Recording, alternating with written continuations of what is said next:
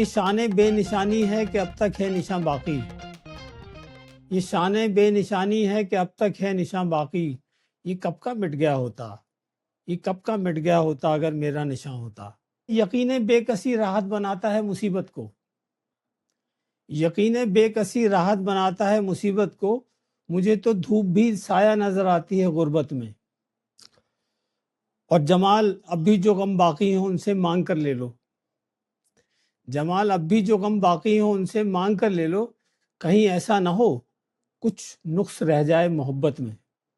بند کر لیں جمال نے آنکھیں، بند کر لیں جمال نے آنکھیں، رہ گئی شان جلوہ آرائی، رہ گئی شان جلوہ آرائی۔ مجھے غالب کا وہ مصرع یاد آتا ہے جس میں وہ حسن کی تعریف کرتے ہیں اور وہ 4 ایلیمنٹس بتاتے ہیں کہ حسن کے لیے جو 4 ضروری ایلیمنٹس ہیں وہ ہیں سادگی و پرکاری، بے خودی و ہوشیاری۔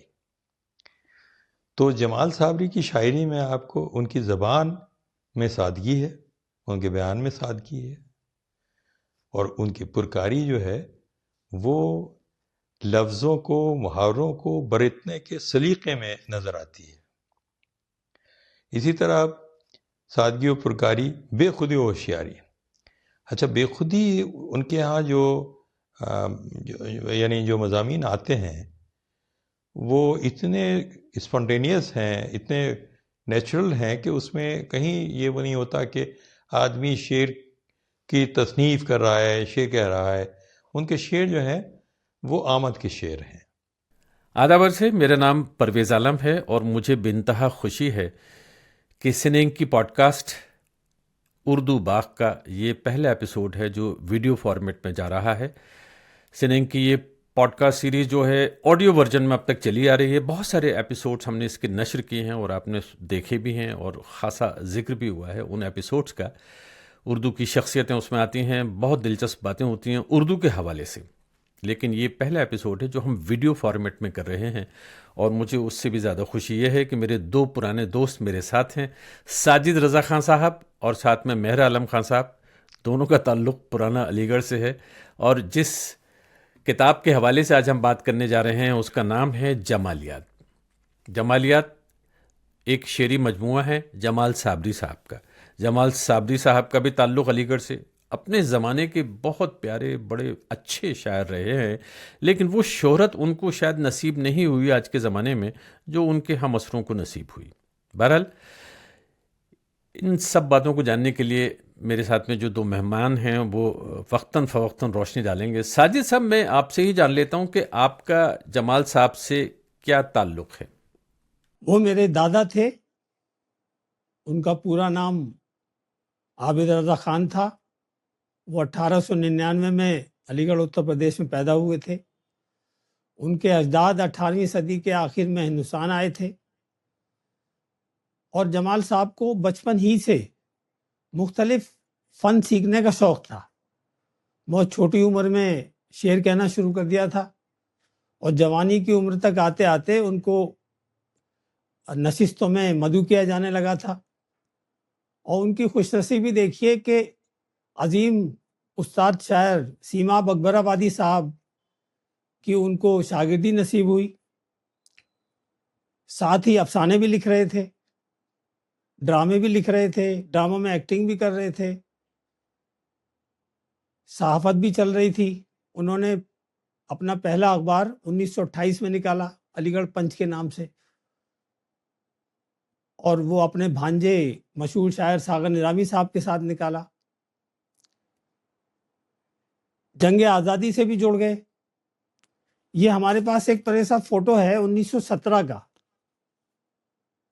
اس میں علی برادران موجود ہیں، محمد علی جوہر، شوکت علی، اور ساتھ میں پیچھے کھڑے ہیں جمال صاحب، اور حسرت موہانی بھی بیٹھے ہیں اس میں۔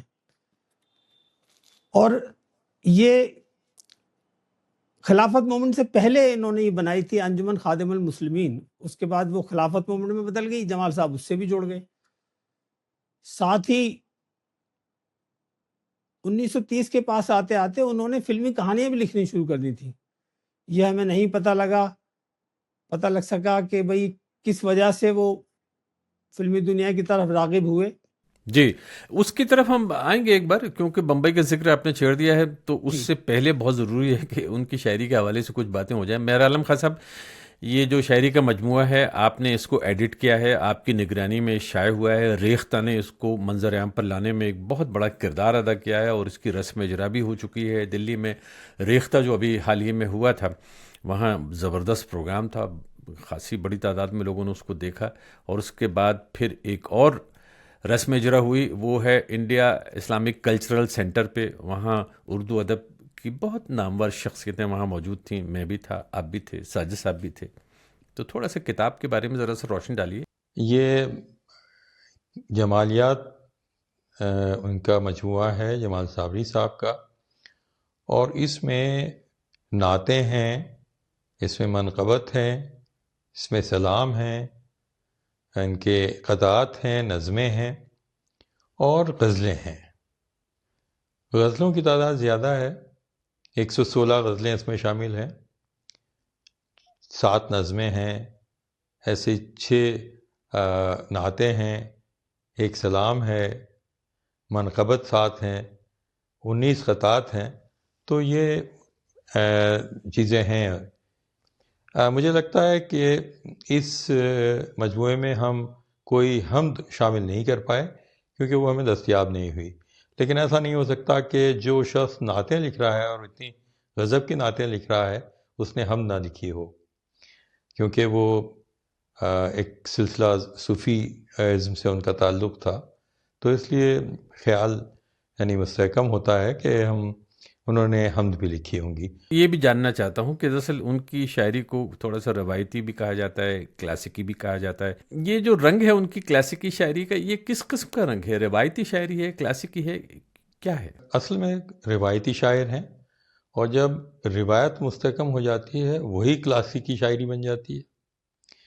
تو ہم دیکھتے ہیں کہ وہ روایتی ان کا لب و لہجہ ہے، ان کا شعر روایتی انداز میں کہے گئے ہیں، اور وہ تمام مضامین جو کلاسیکی شاعری کے یعنی شعار سمجھے جاتے ہیں وہ جمال صابری کی شاعری میں آپ کو دیکھنے کو مل جاتے ہیں۔ وہی رنگ جو مرزا خان داغ دہلوی کے ہاں نظر آئے گا، یا ان کے استاد یعنی جمال صابری کے استاد سیما اکبر آبادی کے ہاں نظر آئے گا، اس کی جھلکیاں آپ کو جمال صابری کی شاعری میں بھی نظر آتی ہیں۔ مہر صاحب، اب اس بات کو تھوڑا سا اور آگے کی طرف لے جاتے ہیں، اس لیے کہ اب تک کوئی جمال صابری صاحب کا شعر نہیں آیا۔ بڑی دلچسپ بات یہ ہے کہ ایک شاعر کے مجموعے کی بات ہو رہی ہے اور آپ دونوں میں سے کسی نے بھی پہلی فرصت میں ان کا شعر نہیں سنایا، تو مجھے یہ موقع مل رہا ہے۔ ایک شعر میں نے، جب یہ مجموعہ میرے سامنے آیا تھا تو میں نے سب سے پہلے بہت ساری چیزیں دیکھی، ایک شعر اپنے آپ ہی یاد ہو گیا: میرا احساس غربت مسکرایا، کسی نے جب یہ پوچھا گھر کہاں ہے۔ یہ ہیں جمال صابری صاحب۔ ہم نے یہ بھی سنا ہے کہ یہ جو مجموعہ ہیں، جمال صاحب اپنی زندگی میں اس کو شائع کرنا چاہتے تھے، بہت کوشش کی، اور کسی حد تک یعنی کہ شائع بھی ہونے والا تھا۔ اس کے بعد میں 1987 میں ان کا انتقال ہو گیا، یہ مجموعہ رکھا کا رکھا رہ گیا ہے۔ یہ مسئلہ کیا ہے؟ اور پھر میں نے یہ سنا کہ یہ کھو گیا، اور کھونے کے بعد میں پھر مل گیا، اور ملنے کے بعد میں آپ نے پھر اس کو ترتیب دیا، جو بھی ایک پورا سلسلہ آگے تک چلا، اور پھر میرا عالم خان صاحب تک پہنچا، اور میرا عالم خان صاحب نے اس کو ایک جمالیات کی شکل میں ایک شاندار شکل دی۔ تو یہ ذرا اختصار سے بتائیں گے کہ کیسے کھویا اور پھر کیسے چھپا؟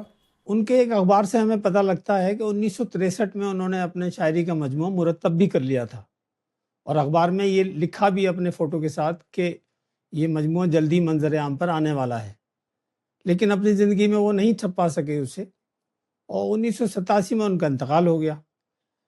تو انتقال کے کچھ عرصے بعد ہی میرے والد صاحب نے وہ مجموعہ مجھے دیا، اور دلی کے ایک بڑے اردو ادارے کے پاس بھیجا، اپنے کسی دوست کے پاس، کہ یہ اس کو وہ چھپا دیں گے، میرے دوست ہیں، آپ جا کے ملیے۔ میں انہیں جا کے دے آیا، اور بہت بار میں گیا وہاں پر، وہ ٹال مٹول کرتے رہے۔ ایک بار جب میں وہاں پہنچا تو وہاں سے ریٹائر ہو کے جا چکے تھے۔ اب وہ مجموعہ کہاں گیا، وہ صاحب کہاں گئے، اس میں کیا شاعری تھی، خدا جانے۔ اور یہ بات آئی گئی ہو گئی۔ اس کے بعد میرے والد صاحب بھی چپ ہو کے بیٹھ گئے کہ بھئی آپ کیا کریں ہم۔ یہ اب آتا ہے 2005، آپ ایک ڈرامہ لکھ رہے تھے لندن میں، آپ کا فون آیا ایک دن کہ بھئی میں ایک ڈرامہ لکھ رہا ہوں ظہور کا ہوٹل، اس میں تمہارے دادا کا ذکر ہے، تو مجھے ان کے ایک اخبار کی اصل کاپی چاہیے اور کچھ اور معلومات، وہ میں نے آپ کو فراہم کی۔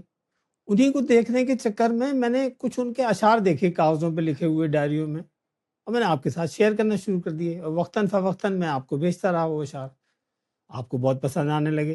پھر آپ نے کہا بھئی یہ تو مجموعہ چھپنا چاہیے۔ یہ بڑا مشکل کام تھا پرویز صاحب کہ وہ ہزاروں کاغذات تھے، مطلب ڈھیروں، اس میں سے میں اپنے آپ کو اس اہل نہیں سمجھتا تھا کہ میں اس میں سے شاعری نکال لوں گا، لیکن چونکہ اتنا عرصہ گزر چکا تھا دیکھتے دیکھتے، وہ میں نے اس میں دھیرے دھیرے اس میں سے اپنی پسند سے شاعری نکالنی شروع کر دی، اور پھر اس کو ایک کسی کی مدد سے اس کو ٹائپ کرا لیا۔ یہ سب 600 پیجز آپ کے پاس میں آ جاتے ہیں، اور آپ پہ یہ جی ذمہ داری ہے کہ اس مجموعے کو ایک کتاب کی شکل دی جائے، اور چیزیں بے ترتیب ہیں، یعنی کہ سلسلے وار تو ہیں نہیں، کیا ہوتا ہے آگے؟ پرویز صاحب، ہوا یوں کہ جب یہ 600 صفحات یعنی ٹائپڈ میرے پاس آئے تو دو فیزز میں کام ہوا۔ پہلے فیز میں تو میں نے یہ کیا کہ وہ 600 کے 600 صفحات میں جتنی بھی ان کی شاعری تھی جس صنف میں تھی وہ ساری پڑھی، اور کہیں کہیں ٹائپنگ جس کو کہتے ہیں نا ٹائپوز تھے، تو اس کی وجہ سے شعر کا میٹر، شعر کی بحر گڑبڑ ہوتی تھی، وزن میں تھوڑی کمی بیشی ہو جاتی تھی۔ تو اس نظر سے میں نے اس کو دیکھا، اور پھر ایک ایک مصرے کو یعنی جو اس کی ٹائپوز تھیں، جو ٹائپنگ کی غلطیاں تھیں، ان کو صاف کر کے، اور یہ کہ ان کو یعنی موضوع کلام یعنی موضوع مصرع ہو جائے۔ میں نے کوئی نئے لفظ نہیں دیے، وہی لفظوں کی ترتیب جو ادھر سے ادھر ہو گئی تھی جس کی وجہ سے وزن گڑبڑ ہو رہا تھا، اس کی ترتیب کو درست کیا۔ اب آپ کا حکم عالی یہ ہوتا ہے کہ بھائی یہ تو بہت لمبا کام ہو گیا، اس کو کچھ کم کیجئے۔ اب میرے سامنے یہ تھا کہ بھئی دوسری منزل یہ ہوئی کہ اس کو ہم نے یعنی بے رحمی کے ساتھ ایڈٹ کیا، لیکن اس میں یہ ضرور دیکھا کہ جو ان کا ڈیٹڈ کلام تھا، جو اخبارات میں جو نظمیں چھپی تھیں مختلف موقعوں کی، جن کی ایک مطلب ایک ٹائم ویلیو تھی، تو ویسی نظمیں ہم نے اس میں سے نکال دیں۔ کچھ چیزیں ایسی ہوئیں تو الغرض اس کو ہم نے یعنی تقریباً 300 صفحات، اب جو چھپ کے آئے ہیں وہ 290 صفحات میں اس کا ٹیکسٹ ہے۔ تو اس دوسری فیز میں ہم نے یہ کام کیا کہ اس کو مزید ایڈٹ کر کے ذرا زیادہ چست بنایا، جو ہلکا تو نہیں، وہ نظمیں کیونکہ ڈیٹڈ تھیں کہ 15 اگست 1950 پہ کوئی نظم لکھی، 1970 میں بھی انہوں نے 15 اگست میں لکھی، یا عید کے اوپر انہوں نے ہر سال وہ لکھتے تھے، تو وہ الگ الگ نظمیں تھیں جن کا مجھے کوئی اوچت نظر نہیں آیا کہ اس مجموعے میں شامل کیا جائے۔ یہ کتاب منظر عام پر آئی اور اس کے بعد میں اس کا زبردست استقبال ہوا، یہ اس میں کہیں کوئی دو رائے نہیں ہے۔ آپ دونوں لوگوں نے میرا ذکر کیا، مجھے لگتا ہے میں تھوڑی سی تو وضاحت کروں کہ آخر میں کہاں سے اس پروجیکٹ میں آ جاتا ہوں۔ تو بات یہ ہے کہ ساجد رضا خان صاحب کا میں پرانا دوست ہوں اسکول کے زمانے سے، میرا عالم خان صاحب کا بھی پرانا دوست ہوں یونیورسٹی کے دنوں سے، ڈرامہ کلب سے لے کے اور بہت ساری سرگرمیوں میں جو لٹریری رہی ہیں ان میں ہم سب لوگ شامل رہے ہیں۔ تو ایک تو یہ بات ضروری ہے کانفلکٹ آف انٹرسٹ نہ رہے، وضاحت بھی ہو جائے۔ بالکل۔ دوسری بات اس میں یہ ہے کہ میں واقعی ایک ڈرامہ کر رہا تھا، اس کا نام تھا ظہور کا ہوٹل۔ وہ علی گڑھ میں جو اوپر کوٹ کا علاقہ ہے وہاں پہ ایک چھوٹا سا ڈھابا ہوتا تھا، اس کو میں نے ایک مرکزی پلاٹ بنایا وہاں پہ، اور مرکزی کردار جو ہیں وہ وہاں سے تعلق رکھتے ہیں، اور جب وہ کردار وہاں سے تعلق رکھتے ہیں تو ظاہر سی بات ہے جمال صابری صاحب کا اس میں ذکر آنا تھا، اس لیے کہ وہ ایک ڈھابا ہے جہاں پہ وہاں اس زمانے کے شاعر بھی موجود ہیں، اس زمانے کے ناولسٹ لکھنے والے بھی موجود ہیں۔ اس طرح کا ڈرامے کا پلاٹ ہے، اور اس میں ظہور سب کو چائے پلاتا ہے، اور اس میں برابر میں ریڈ لائٹ ایریا ہوتا تھا مدار گیٹ، وہاں کے کچھ دلال بھی آ کے بیٹھتے تھے، وہاں رکشے والے بھی آ کے بیٹھتے تھے، وہاں علی گڑھ مسلم یونیورسٹی کے طلباء بھی آتے تھے، طالبات نہیں طلباء بھی آتے تھے، وہ بھی وہاں پہ چائے پیتے، تو ایک عجیب قسم کا وہاں پہ منظر ہوتا تھا۔ اور جمال صابری صاحب، یہ حقیقت ہے، یہ میں نے اپنی آنکھوں سے دیکھا، اس لیے کہ میں بالکل سامنے والے ایک مکان میں رہتا تھا، تو جمال صابری صاحب کو میں نے دن میں جتنا دیکھا ہے شاید ساجد صاحب نے بھی نہ دیکھا ہو، یا بہت سارے ایسے ٹائمنگس پہ۔ بہرحال تو وہ وہاں اخبار نکالتے تھے، شباب ویکلی، اور اس کی تیاری کرتے رہتے تھے، برابر میں ہی ریاض ہند پریس ہوا کرتی تھی جہاں پہ ان کا اخبار چھپتا تھا۔ بات یہ ہے کہ اپنے وقت میں جمال صابری صاحب کو بچہ بچہ جانتا تھا علی گڑھ میں، اور خاص طور پہ اوپر کوٹ کے آس پاس کے علاقے میں، ایک ادیب کی حیثیت سے، ایک شاعر کی حیثیت سے، ایک مدیر کی حیثیت سے۔ شاعری کے بارے میں مجھے اس وقت بہت زیادہ علم تھا کہ کتنے مشہور ہیں کتنے نہیں ہیں، لیکن ان کی تصاویر جو ساجد صاحب نے کلیکٹ کر کے اس کتاب میں چھاپی ہیں کیا نایاب ہیں، ان کی طرف میں ایک بار آنا چاہوں گا۔ ساجد صاحب، آپ سے سوال یہ ہے کہ جمال صابری صاحب اپنے وقت کے بڑے شاعر تھے، سیماب اکبر آبادی کے شاگرد تھے، اور ان کے جو بھانجے جن کا آپ نے ذکر کر دیا جناب ساغر نظامی صاحب، ان کو پدم بھوشن کا اعزاز ملا ہندوستان میں، لیکن جمال صابری صاحب بہت زیادہ مشہور نہ ہو سکے، کیا وجہ ہو سکتی ہے اس کی؟ بھائی صاحب، اس کی چند وجوہات ہیں۔ سب سے پہلی وجہ تو یہ کہ اگر کسی شاعر کا کلام نہ چھپے تو وقت دھیرے دھیرے اس کو بھلا دیتا ہے، جو جمال صاحب کے ساتھ ہوا۔ اور دوسری وجہ یہ تھی کہ ان میں خود اشتہاریت بالکل نہیں تھی، وہ بڑے سے بڑے کام کر کے کسی کو بتاتے نہیں تھے۔ مجھے نہیں معلوم تھا کہ وہ بڑے شاعر ہیں، جبکہ میں اسی گھر میں پیدا ہوا اور دلی آنے تک انہی کے ساتھ رہا۔ آپ کو نہیں معلوم تھا، آپ اتنے قریب سے جانتے تھے۔ تو لیکن ایک اور وجہ ہے کہ ہم یہ بھول جاتے ہیں کہ ہم یہ 70 سے 90 سال پرانی باتیں کر رہے ہیں، لیکن ہمیں ان کے چند فوٹوگراف سے پتہ لگتا ہے کہ وہ اپنے زمانے میں تو مشہور تھے، بڑے بڑے مشاعروں میں ان کو بلایا جاتا تھا۔ یہ ایک فوٹو ہے پر صاحب، مشاعرہ ادب ڈبائی۔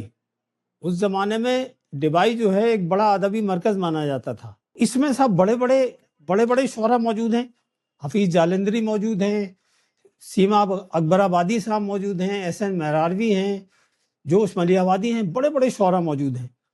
اور اس کے کچھ عرصے بعد ایک مشاعرہ اور ہوتا ہے تاج محل بمبئی میں، اس میں بھی بڑے بڑے شعراء موجود ہیں۔ اور جمال صاحب دیکھیے پیچھے سروجنی نائیڈو کے پیچھے کھڑے ہیں، سروجنی نائیڈو بھی آتی ہیں اس مشاعرے میں، اور اس میں بھی بڑے بڑے سکھدیو پرساد بسمل موجود ہیں، اس میں سیما اکبر آبادی صاحب موجود ہیں، ساغر نظامی موجود ہیں، بڑے بڑے شعراء۔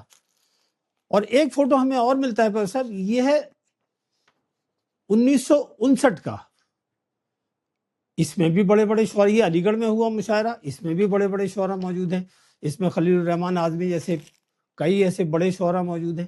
مقصد یہ میرا کہنے کا ہے کہ وہ 30 کی دہائی سے لے کر اور 60 کی دہائی کے شروع تک وہ کافی مشہور رہے اپنے زمانے میں، اور بڑے بڑے مشاعروں میں مدعو کیے جاتے رہے۔ لیکن پھر وہی بات آ جاتی ہے کہ اس کے بعد جو ہے وہ دھیرے دھیرے کیا نام ہے، ان کا کلام تھا نہیں، اور شاعری بھی ان کی کم ہو رہی تھی، اور سارا فوکس انہوں نے اپنے اخبار پہ کر دیا، شباب ویکلی پر۔ مجھے حیرت اس بات پر ہوتی ہے کہ 1934 میں وہ مشاعرہ ہوا، اور اس فوٹو کے حوالے سے ہم جانتے ہیں کہ کون لوگ اس وقت کے عظیم شاعر اس مشاعرے میں موجود تھے۔ آپ نے ابھی تھوڑی دیر پہلے ذکر کیا، آپ نے یہ بھی ذکر کیا کہ ایک بڑی تعداد میں ایسی تصاویر ہیں جو کتاب میں شائع بھی ہوئی ہیں، جن سے پتہ لگتا ہے کہ وہ اپنے وقت کے مشہور شاعروں کے درمیان گھرے رہتے تھے۔ تو آپ کا جو یہ خاندان ہے، اور یا جمال صابری صاحب کا خاندان، یہ شاعروں کا خاندان بھی کہلاتا ہے، یہ کیوں؟ ذرا اور لوگ کون ہیں اس میں؟ پرویز صاحب، جہاں تک میری معلومات کا سوال ہے، جمال صاحب سے پہلے ہمارے خاندان میں کوئی شاعر نہیں تھا۔ جمال صاحب نے بہت چھوٹی عمر سے شاعری شروع کی، اور جوانی کی عمر تک آتے آتے میں نے بتایا نشستوں میں مدعو کیے جانے لگے۔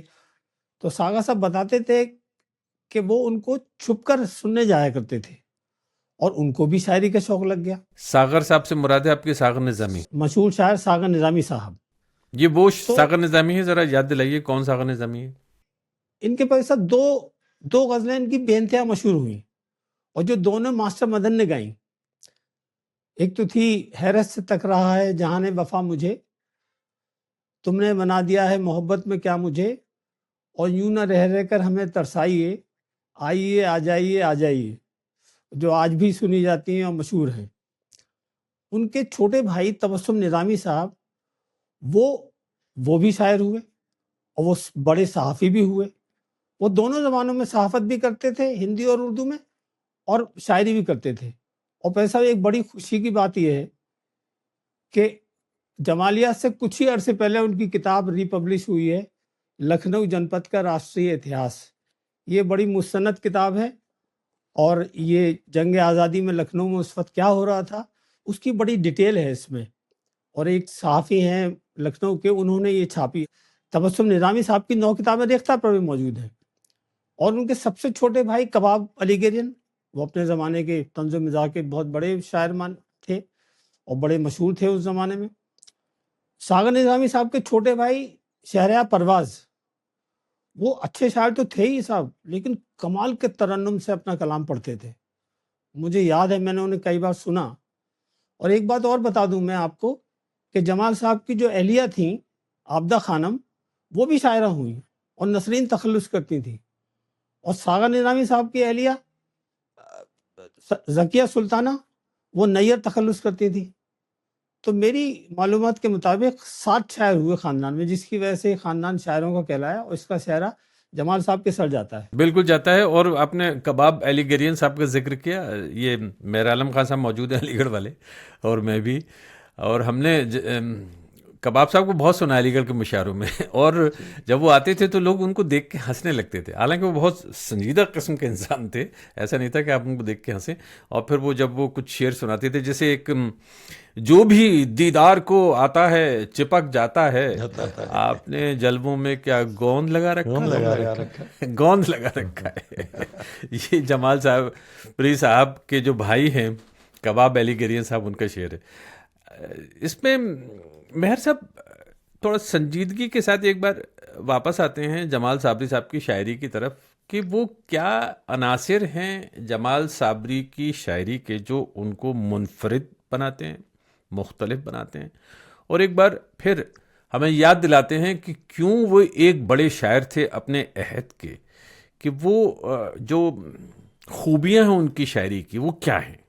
پرویز صاحب، مجھے غالب کا وہ مصرع یاد آتا ہے جس میں وہ حسن کی تعریف کرتے ہیں، اور وہ 4 ایلیمنٹس بتاتے ہیں کہ حسن کے لیے جو 4 ضروری ایلیمنٹس ہیں وہ ہیں سادگی و پرکاری، بے خودی و ہوشیاری.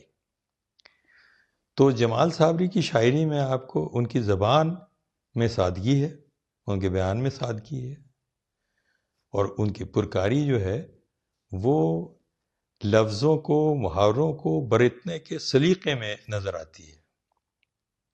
اسی طرح سادگی و پرکاری، بے خودی و ہوشیاری.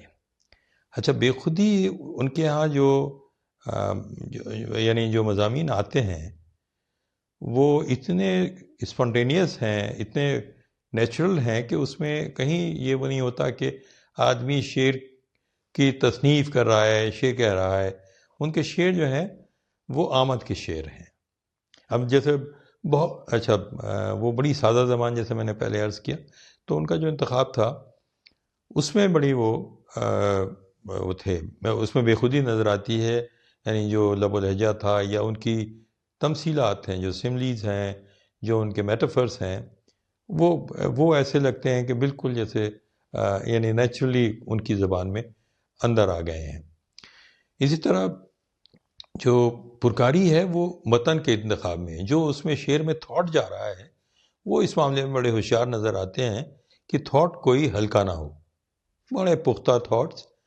میں آپ کو ان کی سادہ بیانی کے ایک نمونہ پیش کرتا ہوں. ارے صاحب، بس اسی بات کا مجھے انتظار تھا، میں تو جان بوجھ کے خاموش تھا، میں نے کہا دیکھوں کب تک نہ سنائیں گے، کب تک نہ سنائیں گے. وہ ساجد صاحب جو غالب تھے تو میں مغلوب ہو گیا تھا، اس لیے میں پھر اپنی حاضری درج کرتا ہوں. وہ کہتے ہیں کہ آ گئی پھر بہار کیا ہوگا، آ گئی پھر بہار کیا ہوگا، میرے پروردگار کیا ہوگا. اب دیکھیے، یعنی کیا ہوگا اس کی ردیف ہے، اور بہار اور پروردگار اس کے قوافی ہیں. بات بہت جامع ہے، لگتا ہے کہ کوئی بات نہیں ہے، لیکن بات جو ہے اس کی تہ کو آپ دیکھیے تو اس میں تھاٹ کتنا مضبوط ہے. کہ بہار آتی ہے تو آدمی پہ، یعنی اب آپ اس کو گلوبل ایٹماسفیئر پہ جو ہمارا سیاسی ماحول نظر آتا ہے اس پہ بھی شعر صادق آتا ہے کہ جو حالات ہیں اور جو جنگ کے حالات پیدا ہو گئے ہیں، تو یہ اس کو بہار جو ہے اس کا میٹافر بنتا ہے. شاعر کا جب ذکر کرتے ہیں اس کی خوبیوں کی طرف آتے ہیں اور بہت کچھ باتیں ہوتی ہیں اس کے حوالے سے، تو سب سے ضروری یہ ہو جاتا ہے کہ اس کے اشعار پہ اشعار سنائے چلے جائیے. جلوہ فرما ہو اگر تو کون و مکان تک پہنچے، حسن بابن نہیں چاہے جہاں تک پہنچے. تو یہ حسن کی آفاقیت جو ہے یہ وہی رنگ ہے جو سیماب اکبر آبادی کا ہے یا مرزا خان داغ دہلوی کے یہاں ہے. یعنی حسن جو ہے، حسن وہ کائناتی حسن کی بھی بات کرتے ہیں، وہ انفرادی حسن کی بھی بات کرتے ہیں، اور اس میں بہت ساری تہیں نظر آتی ہیں.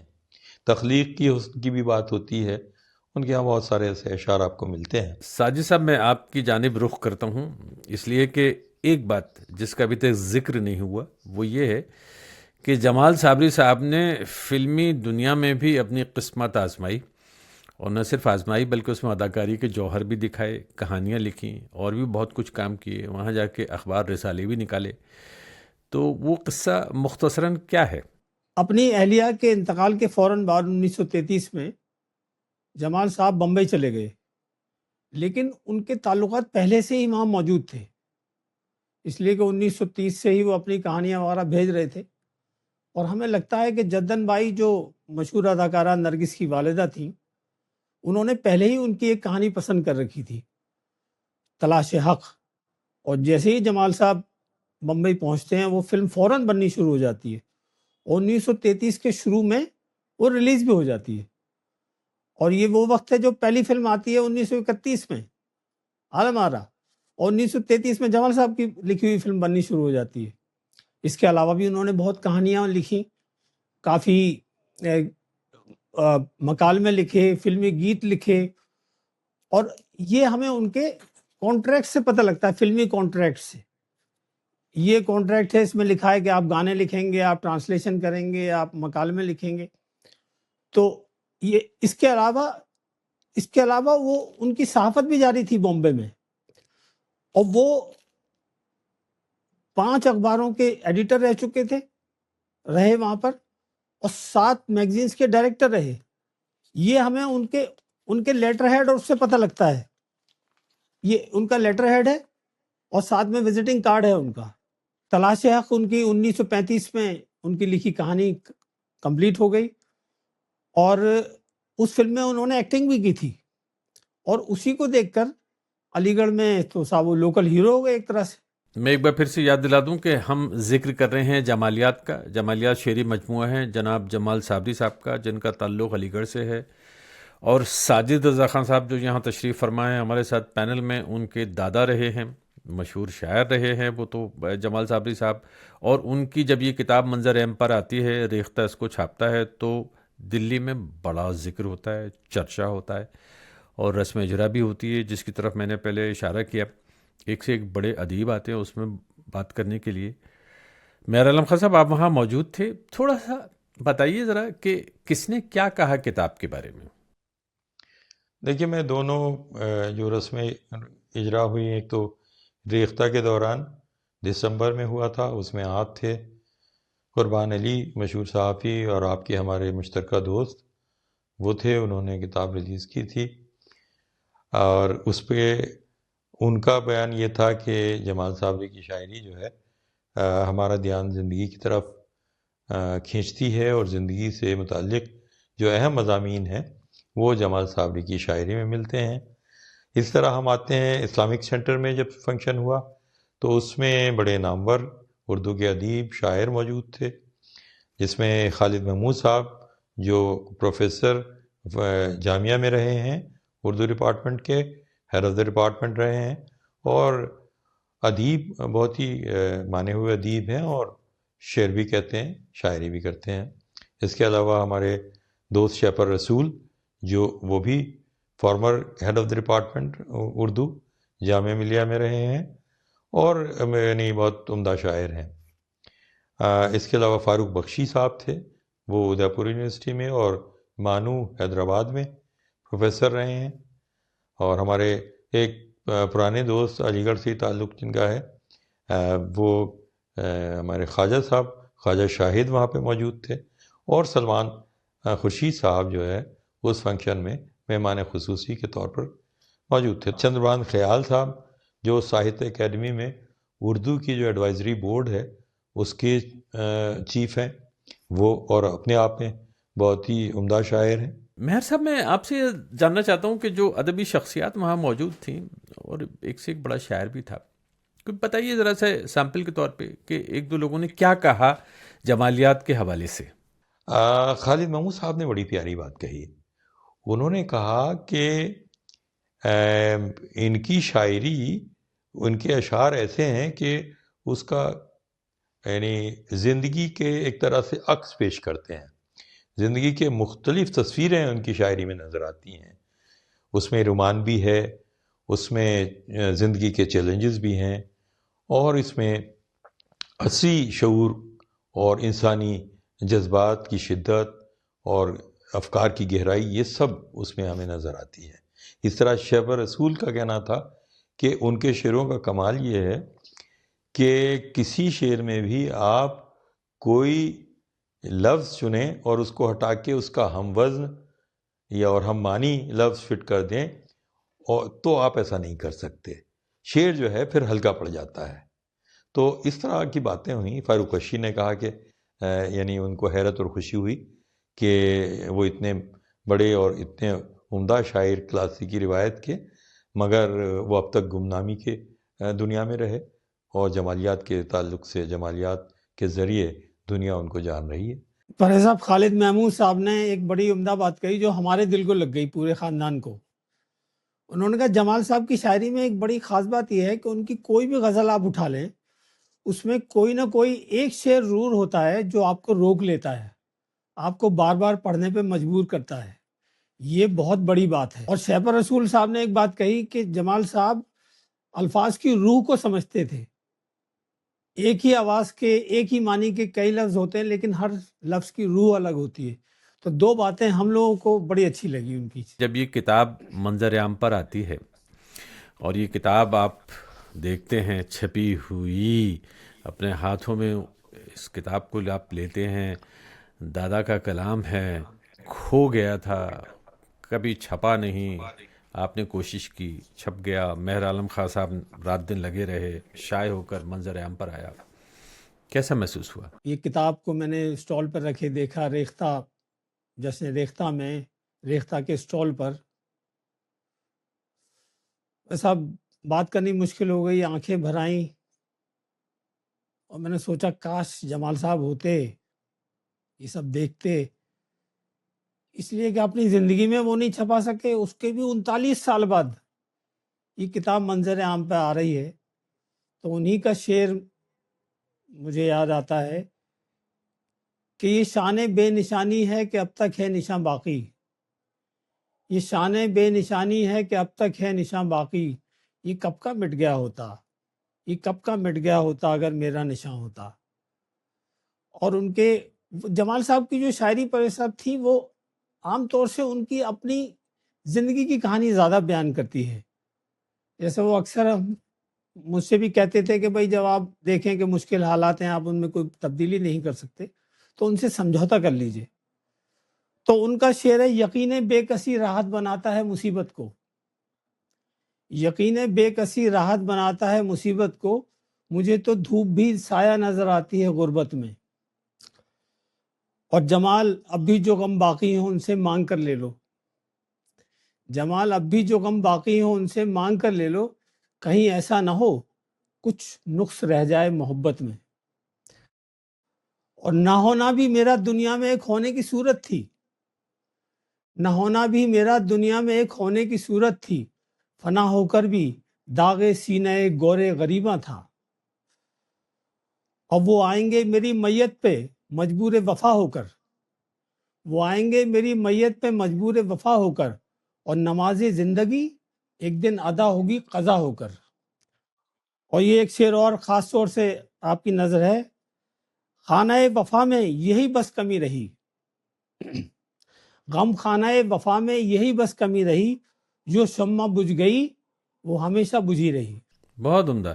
تو دیکھیے سب، یہ ان کے اشعار ایک کے بعد ایک ہمارے سامنے آتے ہیں اور ہمیں مجبور کرتے ہیں کہ ہم ذرا غور کریں کہ یہ شاعر کہاں گم ہو گیا تھا، اس لیے کہ ان کا ذکر نہیں ہوا. ٹھیک ہے، شاعروں کے خاندان سے آتے تھے، ایک سے ایک مشہور لوگ ہوئے، ان کی خاندان میں شخصیتیں رہی ہیں بہت مشہور، لیکن ان کا ذکر اتنا نہیں ہوا. لیکن مجھے خوشی ہے کہ ایک بار ان کی کتاب منظر عام پر آنے کے بعد، یعنی ان کی جو شاعری کا مجموعہ ہے جمالیات نام سے، ہم سب لوگ اس حوالے سے بات کر رہے ہیں، شاعری کی بات کر رہے ہیں، جمال صابری صاحب کی بات کر رہے ہیں. میرا عالم خان صاحب، آپ کا پسندیدہ شعر کیا ہے جمال صاحب کا، اور کیوں پسند ہے وہ؟ دیکھیے، کیوں کا جواب پہلے دے دیتا ہوں. میں حسن پرست ہوں، اور حسن سے متعلق جو اشعار، جو شاعری میرے سامنے آتی ہے تو مجھے پسند آتی ہے. تو جمال صابری خود مطلب بڑے رومانٹک شاعر نظر آتے ہیں. جب وہ یہ کہتے ہیں کہ زندگی جز جلوے حسن نگاراں کچھ نہیں، زندگی جز جلوے حسن نگاراں کچھ نہیں، اور دیکھ سکتا ہے تو ہر شے میں جمال یار دیکھ. تو یہ دیکھیے، زندگی، حسن اور صوفزم، تینوں چیزوں کو، یعنی اس میں تین تہیں آپ کو نظر آتی ہیں. یعنی وہ فطری حسن کی بھی بات کرتے ہیں، اور جمال یار کی جب وہ بات کرتے ہیں تو ظاہر ہے وہ جلوہ خالق کا دیکھتے ہیں، مخلوق میں وہ خالق کا جلوہ دیکھتے ہیں اس شعر کے ذریعے. یا وہ جب یہ کہتے ہیں کہ میں تو جلوہ دیکھنے آیا ہوں، مجھ کو کیا خبر، میں تو جلوہ دیکھنے آیا ہوں، مجھ کو کیا خبر، کون جلوہ گر ہوا ہے، عازم جلوہ ہے کون. بہت خوب، بہت عمدہ طریقے سے آپ نے ان سب باتوں کو ہمارے سامنے رکھا، اشعار اور ان کی تشریح کے ساتھ میں بھی. ساجد رضا خان صاحب، 1987، جناب جمال صابری صاحب اس دنیا سے رخصت ہو جاتے ہیں. وہ دن یاد ہے آپ کو؟ کیا ہوا تھا؟ ویسا میری بدقسمتی رہی کہ میں وہاں موجود نہیں تھا. میں ایک فوٹو شوٹ پر نینی تال گیا ہوا تھا، مجھے بعد میں معلوم ہوا، کئی دن بعد، اور زندگی بھر افسوس رہے گا، میں انہیں دیکھ نہیں سکا آخری وقت میں. بظاہر وہ، ان کو کوئی بیماری نہیں تھی. جس دن ان کا انتقال ہونا تھا اس دن بھی وہ کافی کلومیٹر چل کے آئے تھے، اس لیے کہ اگلے دن ان کا اخبار نکلنا تھا. جو انہوں نے پورے 50 سال بڑی پابندی سے نکالا تھا، بیماری میں، پیسے کی کمی، کچھ بھی، آندھی طوفان، لیکن وہ اخبار ضرور نکلتا تھا. تو اگلے دن نکلنا تھا، اور اتفاق سے ہمارے گھر پر تھے وہ، جبکہ رہتے نہیں تھے، اس لیے کہ ان کو بڑا شوق تھا کہ وہ وہیں کرسیوں پہ سوئیں.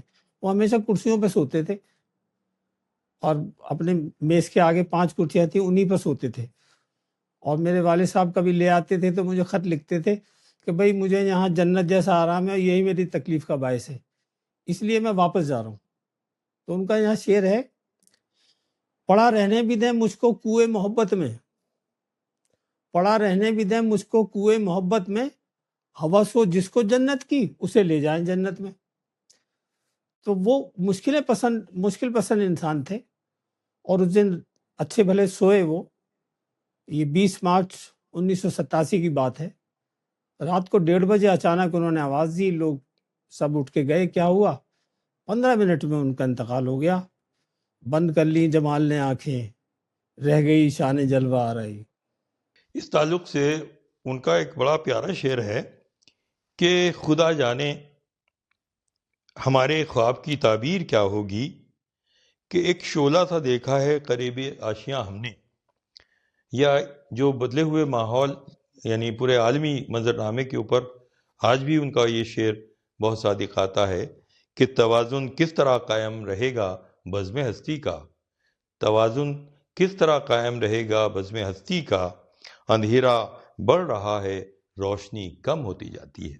آج ہم گفتگو کر رہے ہیں جمالیات کے حوالے سے. جمالیات شعری مجموعہ ہیں جناب جمال صابری صاحب کا، علی گڑھ کے مشہور شاعر، اور ریختہ پبلیکیشنز نے اس کو شائع کیا ہے. تقریباً 300 پیجز کی کتاب ہے، اور 499 روپے کے آس پاس اس کی قیمت ہے. یہ ریختہ کی ویب سائٹ پر جا کر خریدی جا سکتی ہے. میں سمجھتا ہوں امیزون وغیرہ پر بھی یہ غالباً موجود ہے. تو یہ تو بات ہوئی کتاب کے حوالے سے. چلتے چلتے ساجد صاحب، ان کا وہ شعر ابھی آپ نے سنایا تھا، بہت مزہ آیا. اس کے ساتھ ہی اس پروگرام کو ختم کر دیتے ہیں. ارشاد. بند کر لیں جمال نے آنکھیں، بند کر لیں جمال نے آنکھیں، رہ گئی شان جلوہ آرائی، رہ گئی شان جلوہ آرائی. واہ. واہ. آپ دونوں حضرات کا بہت بہت شکریہ. خدا حافظ. آپ کا بھی شکریہ. خدا حافظ. بہت شکریہ.